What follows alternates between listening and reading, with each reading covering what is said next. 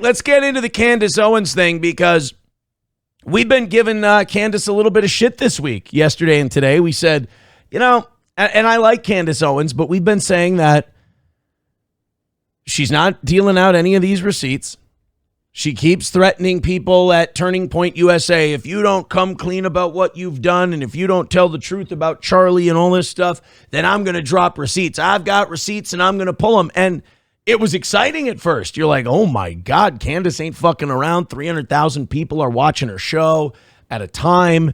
It's amazing the attention she's getting. And it seems like she really has something here. Well, then a week or two passes and we're like, okay, the viewership starts to creep under 200,000. And she's like, I've got receipts. And we're like, bullshit. You don't have receipts. This is all e-drama farming that you're doing. Well, yesterday, Candace Owens shut us the fuck up. And then on the flip side of that, Turning Point USA came out this morning and confirmed that indeed Candace Owens, what she revealed on her show was absolutely true. And it was factual. Candace Owens dropped the biggest checkmate in conservative media on Turning Point USA. Now, what she was in possession of, and I don't know who sent this to her, maybe a Charlie Kirk loyalist who was in the group chat, sent it to Candace and said, you got to show people this. But it's Charlie talking to the other Turning Point USA guys and other Israel supporters, basically telling them, I'm done being strong-armed by these people. So for those of us, when we watch these now, for those of us who had kind of backed off the idea, and I'm counting myself in this, that Israel had anything to do with the killing of Charlie Kirk, I got to jump back on that train after seeing that Benjamin Netanyahu letter where Charlie Kirk talks to Benjamin Netanyahu like he needs to fucking know something, which he doesn't like. We know that. And now after these Candace Owens texts, I think I got to jump back on that train. It sounds like what Charlie Kirk was guilty of was naivete. And I wish he wasn't dead because his attitude and his naivete is so refreshing. It's so nice. Charlie thought he could talk to these people straight up. Honestly, they would do him the kindness of being honest with him back. They would be square dealing and we could all have an open line of dialogue, an open line of communication. That was his whole thing. I think he was very blunt with these people. He expected them to be blunt back with him. I think Charlie was blunt with them, and I think they went around the back end and they killed him for what he was. Because, I mean, Charlie Kirk was the last guy, the last conservative who had the ear of young people who was pushing a pro-Israel message. Let's go to Candace Owens. This is the big receipt drop that she's been talking about. And others knew that Charlie was done with Israel bullying him, and I am now going to present you proof of what I am saying. This is an actual group chat, which happened 2 days before Charlie Kirk was assassinated. There were 9 people in total on this chat, including Charlie and Rob McCoy. I'm going to protect the names of the other 7 for now. To be clear, I might actually release a name every day this week. See, she's a mad woman. And by the way, people have been saying, oh, come on. Why wouldn't they kill Candace? Why wouldn't they kill Nick Fuentes? Because it's too obvious. Everyone would suspect them right away. With Charlie Kirk, you can say he was a supporter. And plus, Charlie's a dangerous voice because Charlie is an apostate. If he does decide he's going outside the Israel plantation, now he's an apostate. They lost a Christian, a conservative, a guy who would kiss some Zionist ass. Candace Owens, sun's up, the rooster's crowing. There's, what can you do? Damage is done. Nick Fuentes, same thing. I mean, not even everyone who watches this show exactly knows who Nick Fuentes is. He's very popular in a very small niche corner. So they don't need, but Charlie Kirk, he was operating on a different level. And Nick Fuentes isn't operating with Jewish donors. Nick Fuentes isn't operating by people who give him money and are tied to Israel. Same with Candace Owens. Charlie was.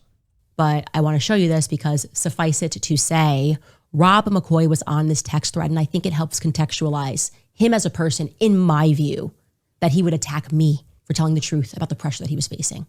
Take a look. Rob, by the way, is he's a Turning Point USA guy. So Charlie writes in this group chat, just lost another huge Jewish donor. $2 million a year because we won't cancel Tucker. I'm thinking of inviting Candace.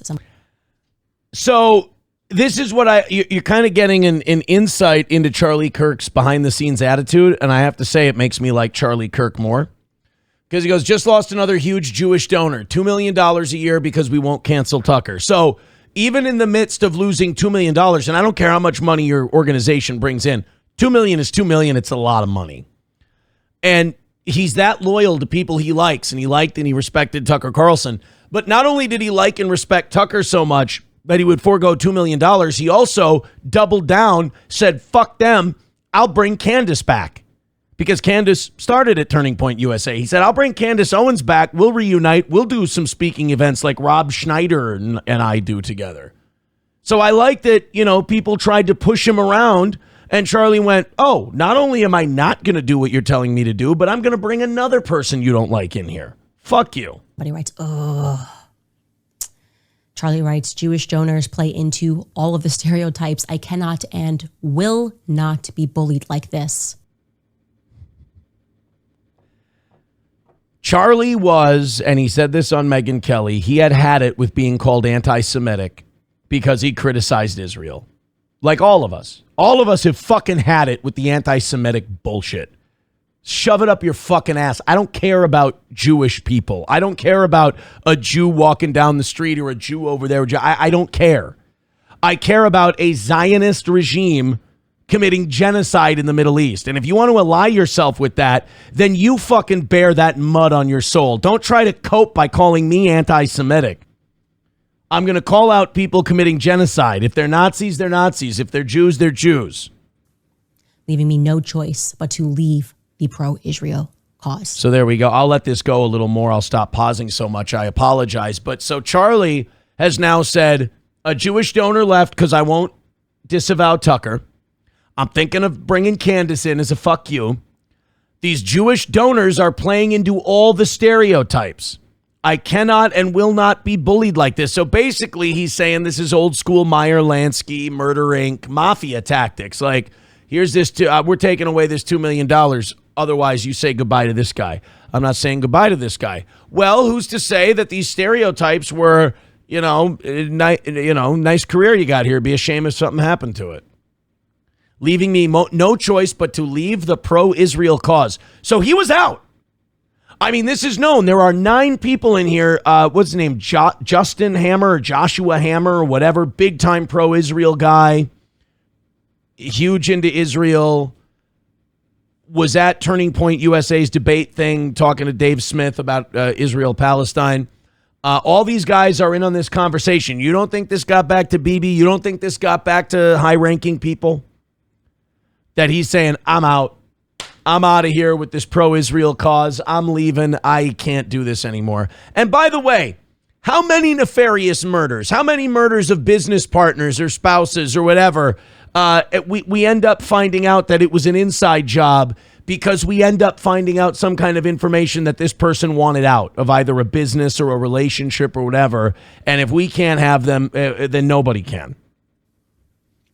And somebody writes, a donor writes, please do not invite Candace. That might feel good short term, but it's not good long term. In my opinion, like all groups, you're going to get a wide variety of opinions. That nasty free will thing that God bestowed on us makes life frustrating at times after the dust settles a bit, maybe. So again, this is 48 hours before Charlie Kirk was assassinated. He was very clear and he was very explicit, and he did not back down, not in that Hamptons meeting, which they're all lying about, nor in this text. Yeah, I now totally believe Candace Owens on this Bill Ackman intervention they had for Charlie Kirk in the Hamptons, where they said, you're going to lose a lot of money if you don't back off this shit you're talking. And if you don't disassociate with Tucker, Candace, people like that. People he respected, people he liked. So Charlie was a loyal guy. Charlie was a, not stubborn, he was a driven guy, and maybe a little naive that he thought these people were his friends. These people, it seems like managers in music or acting or sports, they seem like your friend when you're drawing money and doing things their way. And Candace knows this very well from her time at the Daily Wire.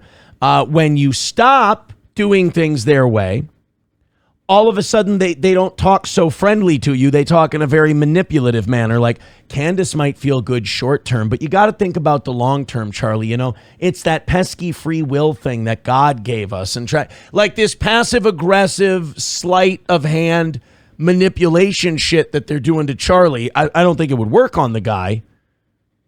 But now between that and the letter he wrote Netanyahu, and now you got this Bill Ackman conference in the Hamptons, which I totally believe happened now, I'm firmly back on the bandwagon that some kind of pro-Zionist group organized Charlie Kirk's murder or facilitated it in some way, shape, or form.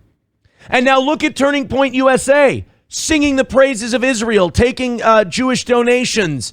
I mean, they have completely, these rats have taken over Charlie Kirk's creation, and they are bastardizing it by the minute. Erica Kirk with her father, who's the chair of Raytheon for Israel. You know, it's another one of those things where I didn't trust my gut.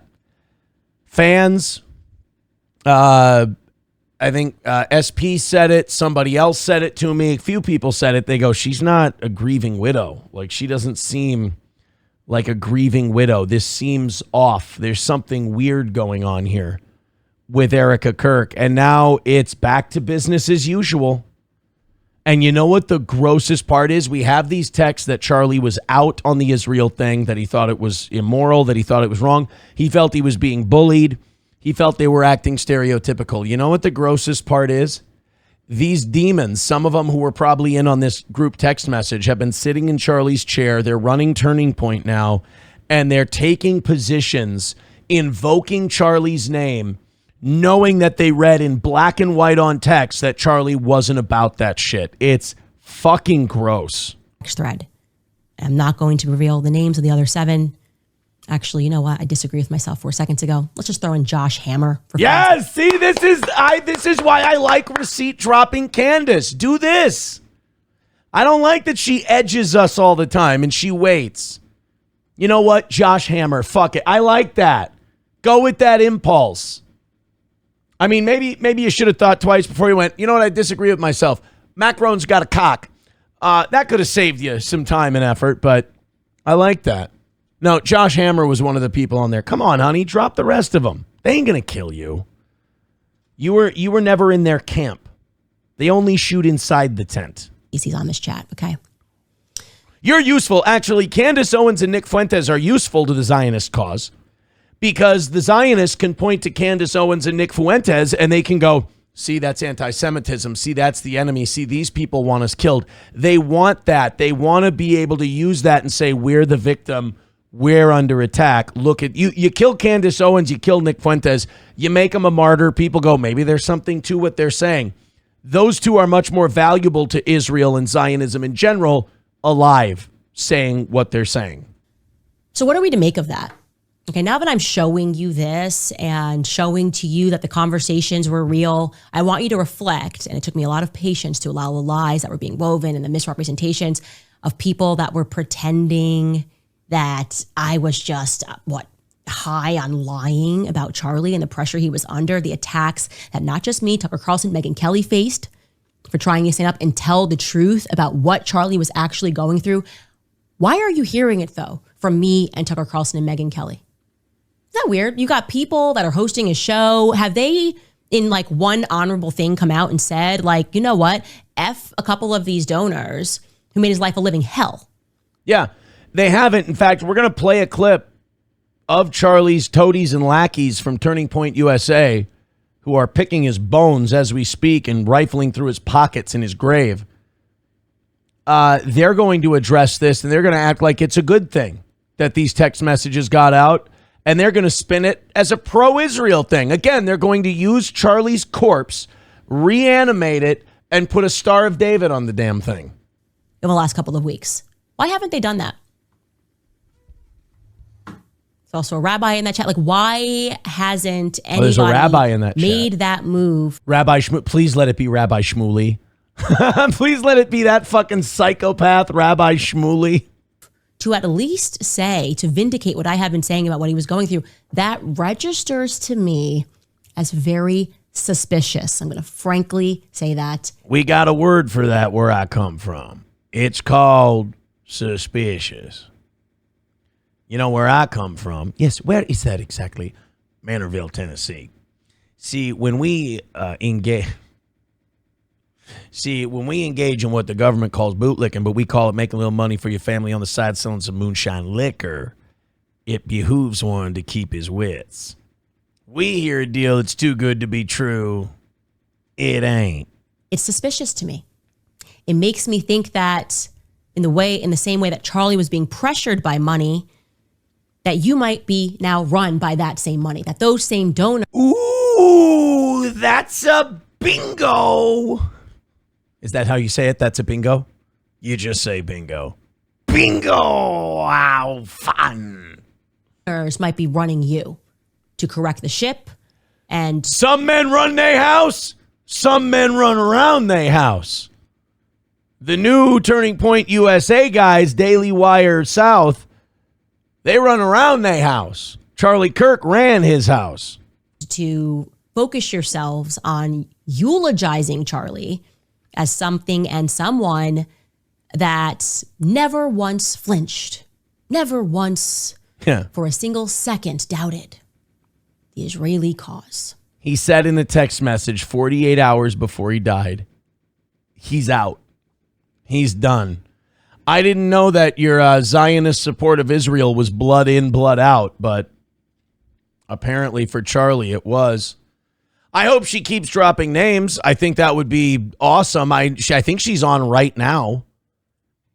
So I think she might, I mean, Candace still might be dropping names. Let's see. Let's go on the old X machine and see what she's saying. Candace Owens. A lot of people owe Candace Owens an apology. All right, that's already the clip. 23 hours ago, October 6th. All right, so it doesn't, so it doesn't look like we have anything new from Candace. But, oh, wait, hold on. 1 hour ago. Holy shit. We got more. Hold on, guys. We got more Candace Owens. This was an hour ago on her program. One more thing rather explosively. 3 people told me off record. 2 people who have this in a written communication from Charlie. One who is a Turning Point USA donor, and I would say very much one of the white knights in this. The very day before Charlie Kirk died, he expressed that he thought he was going to be killed. He told these people, I think they're going to kill me. Okay. He did not express that to me. So I am telling you this based off the testimony of 3 people. And I am saying this because I hope that these people who I think are good will be inspired to come forward with that. Now, again, those conversations I had were off record. I honor that. If I say it's off record, it stays off record. But I'm hoping... I love Candace, and I love Candace for this reason. I didn't get a journalism major, but I took journalism classes. It's part of a broadcasting and communications degree. Off record means it's off record. You don't acknowledge that the conversation took place. You don't report. What you're saying is you honor anonymity. That's what you're saying. You're not honoring off the record. If they said off the record, you shouldn't be talking about it on your show. You're respecting their anonymity. That's a different thing. You're still telling their story. You're just not putting their name on it. You're a tricky little bitch. I mean that with all due respect. That watching what I am doing and feeling the energy that is rising across the world for people who want to know what the heck happened on 9/10, that, they will be brave and they will say, boy, between 9/10 and 9/11 every year, we're going to be running out of false flags. Yeah, Charlie did the day before he died think that he was going to be killed, and maybe tell us, who is they? Well, for once and for all, who is they? Well, who is the they that he thought were going to kill him? Nick, you want to go ahead and tell him? Well, I'll tell you. He means that Jones. Come on. She's going to keep dropping more and more of these. I really hope people continue to leak information to her, and then I hope they see her not get her head blown up like a watermelon. And that had nothing to do with her race, by the way. And they decide to come forward, and they decide to drop some truth bombs of their own. I think that would be great. Let's go ahead and catch up on a couple of these before we go to Turning Point USA's response, which was to say these texts are 100% real, and then to listen to Turning Point USA start shilling and using Charlie's name to spin those text messages. First, Ablo Pacheco with $1 says, remember that link that I sent you last week regarding the Daily Wire donating money to Turning Point? Do you buy into it now? Yeah, they said it was like a tribute to Charlie. Daily Wire gave $1 million to Turning Point USA. I think there's a message attached to that. $2 from Redbird says, Aaron missing red flags in a woman? Say it ain't so. What, Candace Owens? Did I say I was missing red flags in Candace? Candace is dogged, man. She got that dog in her. Old Candace Owens. Oh, my God. She won't be killed, says Joey Caravello. Black conservatives will go mental. Also, I do think that Candace Owens actually serves a purpose for Zionists in that they can point at her and they can go, look at that. Look at the hatred we face. Look at the bigotry we face on a regular basis. Tilt1 says, what do you think Charlie told Erica in private? She must know a ton of shit, yet she is silent. Well, here, just again, Erica, Kirk, father, Raytheon. If you just search that, Carl Kenneth Francevy. That's all you got to do is take a look at Kenneth. Who is Carl Kenneth Francevy? Born in 1922. Died at the age of 9. So he just died recently. And he was the head of... Come on, keep going. Where is it? Wow, in the Hindustan Times, they don't put the... They really aren't... They're not putting his work with Raytheon. Who is this? The Hindustan Times?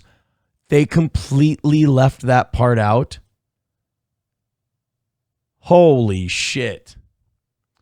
Here we go. Some people are trying to say that he's royalty. He's not. He's not royalty. Her father's role at Raytheon's Israeli division, overseeing the Iron Dome. So he was one of those guys. He retired in the early 2000s. Okay. So he was one of the guys. Wait a minute. How does that work? Erica Kirk is in her mid-30s. How would she have a dad who died at 90-something? That's not her father. No. That doesn't check out. Her grandfather was Carl Kenneth Francevy. I thought that was weird. I'm like, no. She didn't have a dad who died. Because I was like, he wouldn't be. Her father is involved with Raytheon. He's still involved with Raytheon Israel. Okay. Boy, there's not a lot on Google, though. They're pretty mum on that. They're pretty mum on this whole... There's not a lot of information on Erica Kirk's father. Kent Francevy Raytheon. Collaborates. He works with companies like Raytheon on missile defense systems, chairing Raytheon's Israeli division. Huh. And there's just not a lot. I only get like 2 or 3 things. This is weird. That's very, very strange. Joey Caravello with $5 says, this is how you should treat pets. We'll get to that in a little bit. Thank you, Joey Caravello. All right, let's get to Turning Point USA's response to what Candace Owens had to say. This is asshole face. Andrew Colvett, who I think better known as asshole face. Andrew Colvett is the guy who's been covering up a lot of the shady shit around Charlie since this whole thing went down. Let's put him up on the screen there. This is him responding to Candace Owens releasing this group text where Charlie Kirk said, "We lost another $2 million because I won't disavow Tucker. These Jewish donors are behaving like stereotypes. I'm done with Israel." Well, Erica Kirk's the CEO. Andrew Colvett is like Charlie's second in command. This is what Andrew Colvett had to say about the text messages that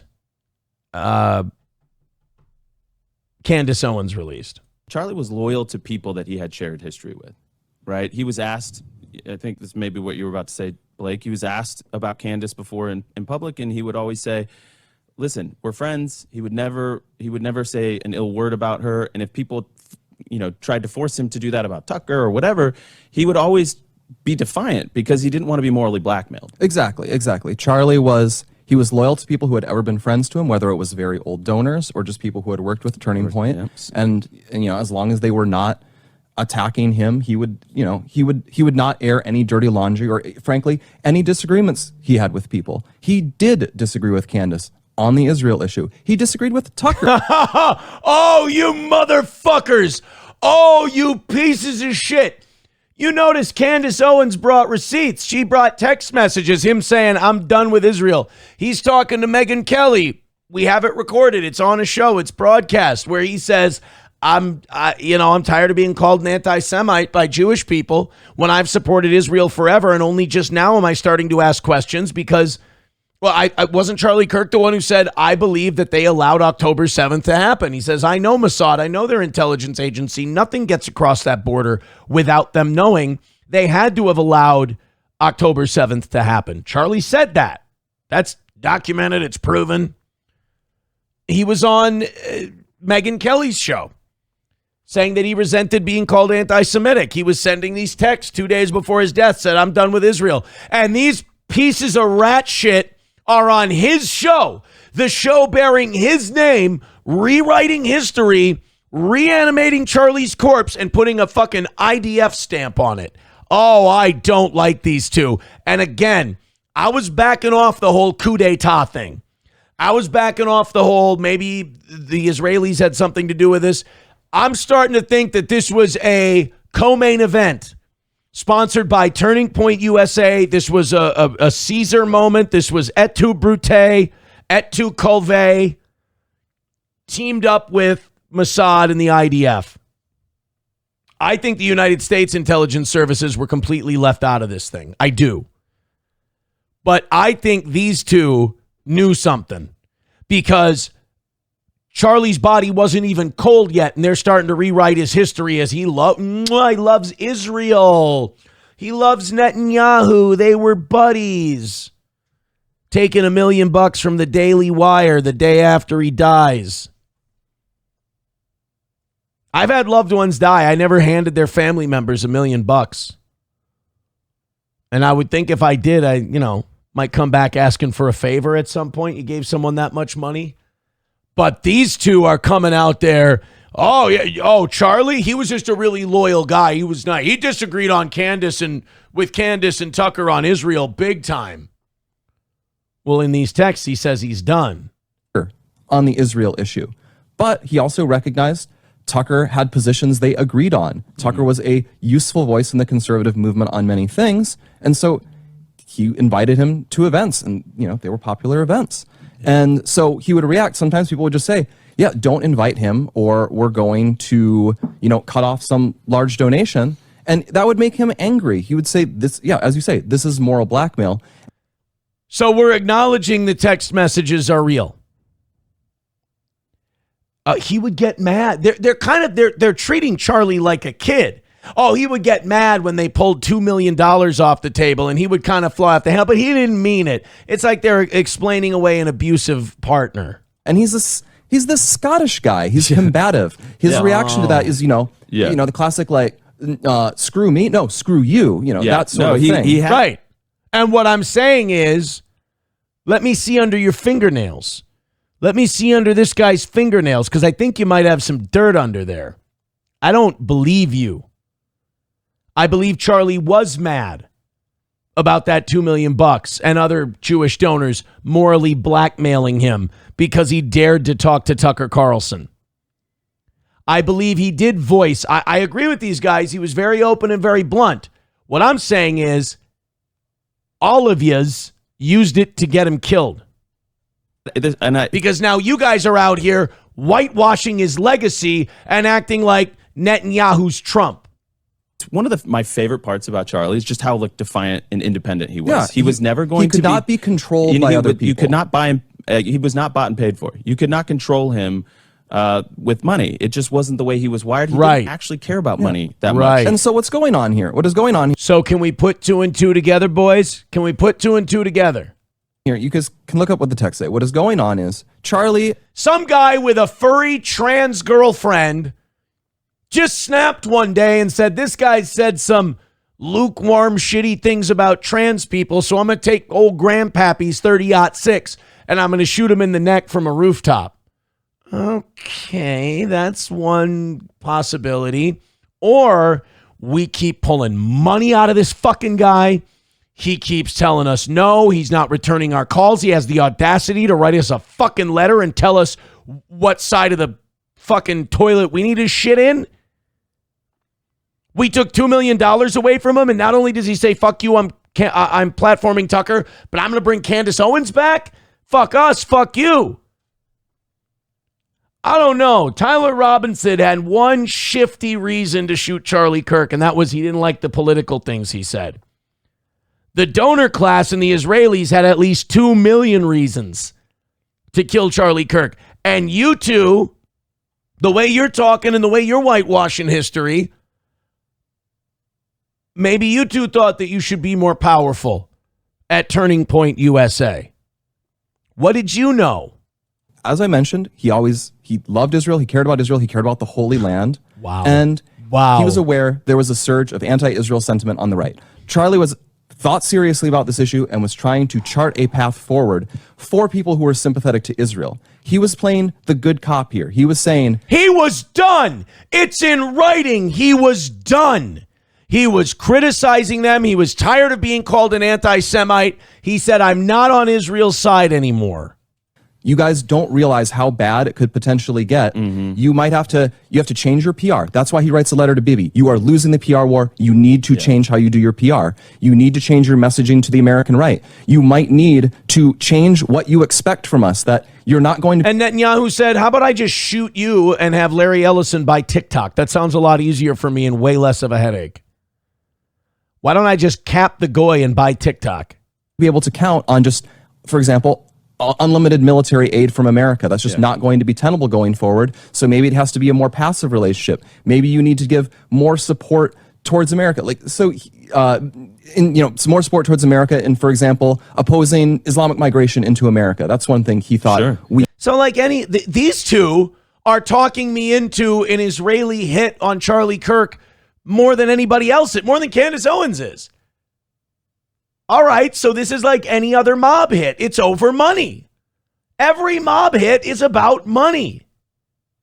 And we were talking about millions of dollars in geopolitical influence and the hearts and minds of young American conservatives.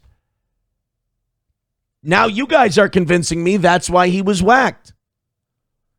I mean, how did Israel start out in 1948? Who was gun running to Israel? Who was arming the Israeli militias? Bugsy Siegel and Meyer Lansky. Jewish Mafia. Murder Inc. I mean, did America ever really get that far from its mafia roots? Has Southern Italy gotten very far from its mafia roots? Israel's got a lot of mafia roots. Could ally on.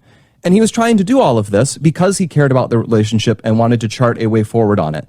And he would feel angry and upset when people would react to this by blowing up and suggesting he was an anti-Semite or a hater. He would get angry about that because he knew it was untrue. And then he would sometimes vent about this. Yeah. He would vent about this to people who understood that, who were pro-Israel people who shared his view on that issue. Well, exactly. Well, that's not what we saw in the text messages. We saw, fuck these people. I'm inviting Kansas to an event. These Jewish donors act like the stereotype. I'm done. I'm not on Israel's side anymore. He said it in the message. And just why I didn't share this publicly, it was because this was a private message between Charlie and some people, some Jews and non-Jews, where it got in the way of the grift. Just say it. It got in the way of the grift because you guys are reanimating Charlie's corpse to make him a pro-Netanyahu guy. he was, frustrated. He was frustrated, and that would have felt like a betrayal to my friend because he never said anything like that publicly in like a show, right? He said things with Megan. Well, he didn't get a chance to. 2 days after he said it, let's go ahead and say it. I think you guys helped have him whacked. That's why he didn't say it publicly. Now it's in writing. Now people can say it publicly. That were very, like we just played them. I went on Alex Clark's show and I felt like I did a faithful job of expressing what I believed his genuine feelings were.